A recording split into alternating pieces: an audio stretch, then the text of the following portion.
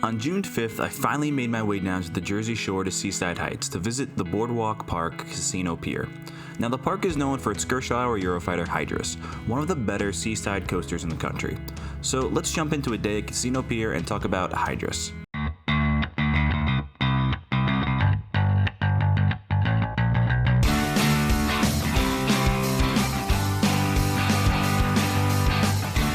So before going into Hydrus, let's talk about the rest of Casino Pier. Now, it's located in Seaside Heights, which is just south of the famed Jersey Shore house.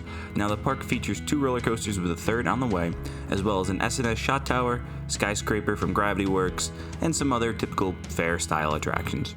Overall, for a boardwalk park, I was pretty impressed with the variety on the small pier, especially with the larger rides. The third coaster that is on the way and under construction is the SBF Visa spinning model, but this one is going to feature an additional 2 hamster wheel ride cars on top of the normal spinning ones, so it should be a bit more thrilling than the normal family-friendly version.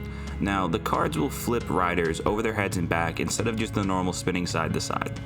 The other coaster in the park is Pirate's Hideaway by Wisdom Rides, which is one of those half-enclosed, loosely themed family coasters. It really isn't very enjoyable, and has a slightly above average height for a male. It was pretty tough to fit into the small ride cars. It's fine for the kids, but I really wouldn't ride it again. Now on to Hydrus. Now, this is a fairly small and short coaster that feels longer than it really is. At 72 feet tall, the lift hill is followed by a beyond vertical drop of 97 degrees, and it is fantastic. It really supplies a strong ejector moment that is all amplified when you sit in the back, and with the simple lap bars, you really feel every second of it. Now, after the drop, the ride comes through the first of 3 inversions, a vertical loop.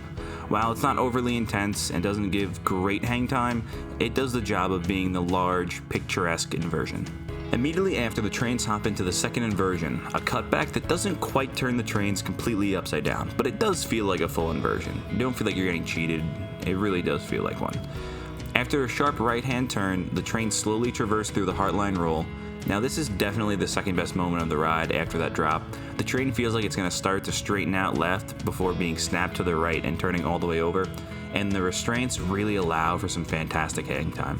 Now, this really gives one of those moments that makes riders grab for the bar on the restraints. Now, then after a downward left-hand turn and pop into the brakes, the ride ends. A measly 23 seconds and 1,050 feet of track. But it's a fulfilling ride. Overall, the experience is great. A vertical lift, some airtime, hang time, and it's really a very smooth coaster. I was able to get the ride in the front and 2 in the back, and there really weren't any issues. I was a little bit worried going in, because I feel like Shellraiser kind of gave me a bad feeling about Gerstlauer, that they could be a little bit bumpy.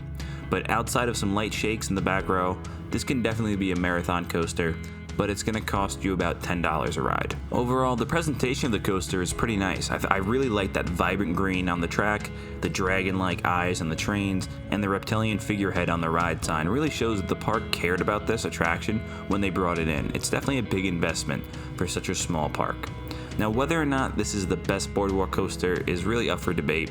Gale Force, the Great Nor'easter, and Boardwalk Bullet are some great ones that really come to mind, and I just haven't been able to get down and ride them. This is really my first good pier coaster.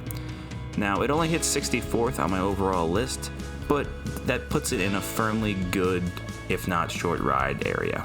Now, how this compares to other normal boardwalk coasters, I think it's much better than the average boardwalk boomerang or fair style coaster. It really gives a full-size coaster feel versus something that feels more like it belongs at a traveling fair than anything else.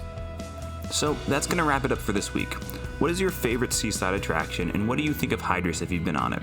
For more park and coaster reviews, make sure you head over to the channel, and if you want daily content with news and updates, check out Island Coasters on Instagram. Till next week, that's all from the shores of Island Coasters.